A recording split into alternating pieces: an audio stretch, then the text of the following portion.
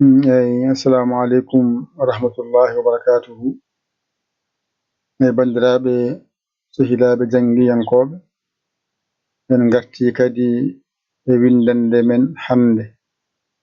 Allah wallino on, mi hollino on ayqasun ko allif woni hen e yanar e qafar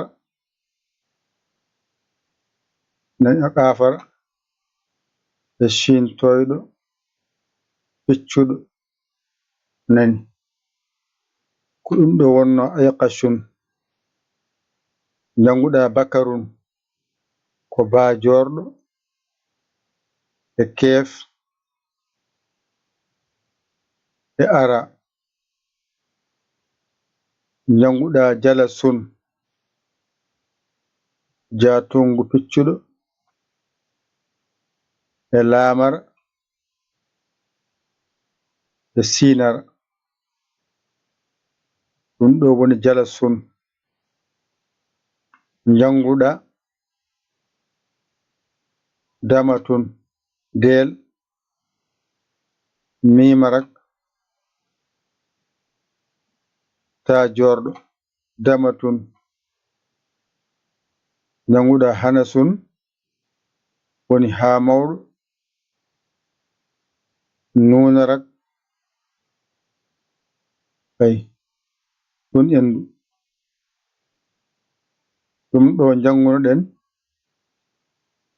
jawɗa ɗum cikkuɗa a jangani hay batte tawa a tinani a woɗɗoyi. Ɗo henne to ɗiggi kala ko wiyete allif a gayni. Ɗo henne to ɗiggi kala ko wiyete ya a gayni. Ɗo so ɗiggi kala qaf a gayni. Ɗo so ɗiggi kala shin a gayni. Ɗo so ɗiggi kala ba a gayni. Ɗo so ɗiggi kala kef a gayni. Ɗo so ɗiggi kala ara a gayni. Ɗo so ɗiggi kala ja a gayni. Ɗo so ɗiggi kala la, lam fof gasi. Ɗo so ɗiggi kala signe woni signe fof gasi. Ɗum ɗo ko jangde codol. Ɗone sa ɗiggi kala del a gayni. Ɗo so ɗiggi kala mim a gayni. Ɗo so ɗiggi kala ta a gayni. Ɗo so ɗiggi kala he a gayni. Ɗo so ɗiggi kala nun a gayni. Ɗo so ɗiggi kala ha a gayni. Joni noon garɗa ɓeyda hen wasakhun ko wow e saridu ay e khatungu piccuɗo woni wasakhun ay. Ngara janga za'zun ay zanani ay za'a zun za'zun ay. Ngara janga hafazun ha hafa hafazun ay hafazun ay nen. Qaddaghun ay da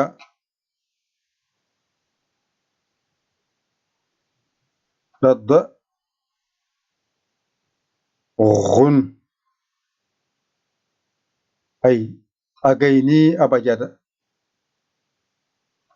allol maga si o jangati abajada ko a timmini a tinani ɗo so ɗiggi kala wow a gayni ɗo kala sad a gayni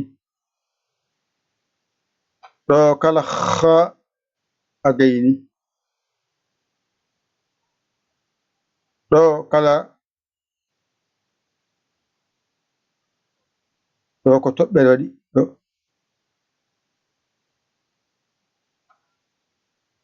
kala zayyin a gayni ɗo kala aynu a gayni ɗo kala za a gayni ɗo kala ha a gayni ɗo kala fa a gayni ɗo kala za a gayni toɓɓere wonde ɗa koyngal woni za nde toɓɓere nde wona ɗum woni za koyngal ɗo kala ɗa a gayni ɗo ko da daridu da kala da a gayni ay ɗo ko ra kala ra a gayni ɗum ɗo tungira ay qashun nani ɗo ha ɗo ay qashun ɗo haɗi ɗo innira bakarun ha ɗo ay ɗo innira jalasun ha ɗo ɗo wiya damatun ha ɗo ay ɗo innira hanasun ha ɗo ɗo wiya wasakhun ari ha ɗo ɗo innira za'azun ari ha ɗo ɗo innira hafazun ari ha ɗo ɗo innira ɗaddaghun ari ha ɗo ko ni abajada o janginirte e sifa newiɗo keeriɗo jawɗo ayqasun janga ɗum nyalawma bakarun janga ɗum nyalawma jalasun janga ɗum nyalawma damatun janga ɗum nyalawma hanasun janga ɗum nyalawma wasakhun janga ɗum nyalawma za'azun janga ɗum nyalawma hafazun janga ɗum nyalawma ɗaddaghun janga ɗum nyalawma hawra balɗe 9 ayqasun mbiya 1 bakarun mbiya 2 jalasun mbiya 3 damatun mbiya 4 hanasun mbiya 5 wasakhun mbiya 6 za'azun mbiya 7 hafazun mbiya 8 ɗaddaghun mbiya 9 ɗo tungirte abajada ngal ɗo alluwal tonganma dendagal ko jangete e limto qur'ana arab joni noon limoje ɗe mbaɗe hen alif ayqasuno kañum jaggi go'uji ɗi bakarun jaggi ɗiɗi jalasun tati damatun ko 4ji hanasun ko 5ji wasakhun ko 6ɓiji za'azun ko 7ɗiɗiji hafazun ko 7tati ɗaddaghun 9ji faami goto o wona gotel sappo temedere ujunere herɗi gotel sappo nogas temedde ni yarata ɗum ɗo ta waɗi noon a wawi limto a wawi kala ko jangete hankkadi foof ko ɗo tungi ko ngal ɗo alluwal noon gonmi sippirde beele mbawen ngal ɗigginen ngal e fannuji maggal ɓe hen ko ni janginirta ngal ɓe hen jangata ko abajada ɓe jangi ko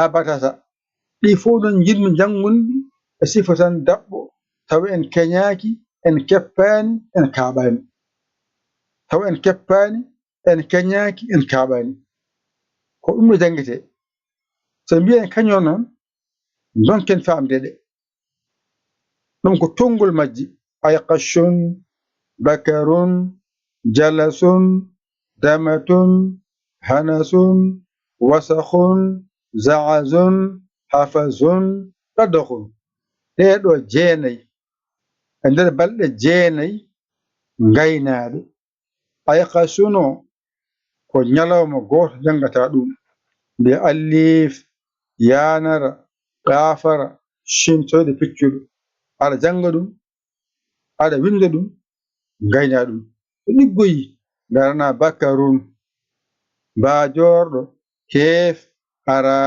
bajorɗo kef ara to ɗiggi garna oɗo jalasun garna jatongu piccuɗo lamara sinara jatongu piccuɗo lamara sinara to ɗiggi gara damatun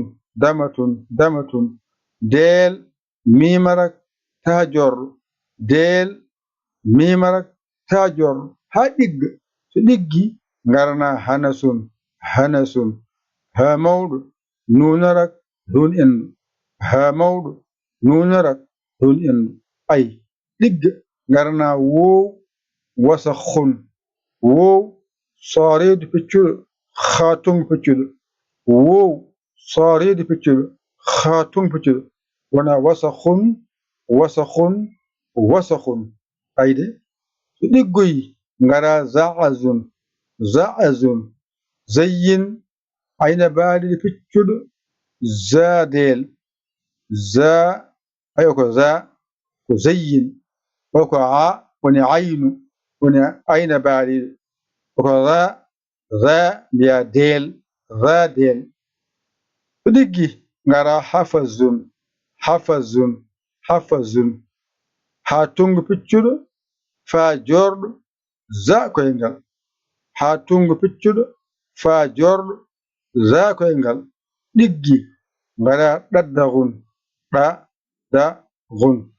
ɗa koyngal daariɗo piccuɗo gayna baɗi piccuɗo ɗa koyngal daariɗo piccuɗo gayna baɗi piccuɗo won hankadi e nder balɗe jeenayi a wawi alkulɗe fof gasi hankadi a holanoma so adima hakkude sara ɗe tan jangete hankadi jangdema nde ɓuura yawırdema yo Allah wallu yo Allah newnu yo Allah reen yo Allah won gondiɗo a majji a yiitani lawol noddu en 00221 77 906 14 81 mbaɗa yaya mbaɗa li jiya WhatsApp o ngara tagui sikirde ma walla an kesso jiɗɗo nadde bisimilla ma ala suka ala mawɗo ala debbo ko jiɗɗo tan ara e numéro he ara haala inde mum yetto ɗum haalne sarɗiji ɗi so welama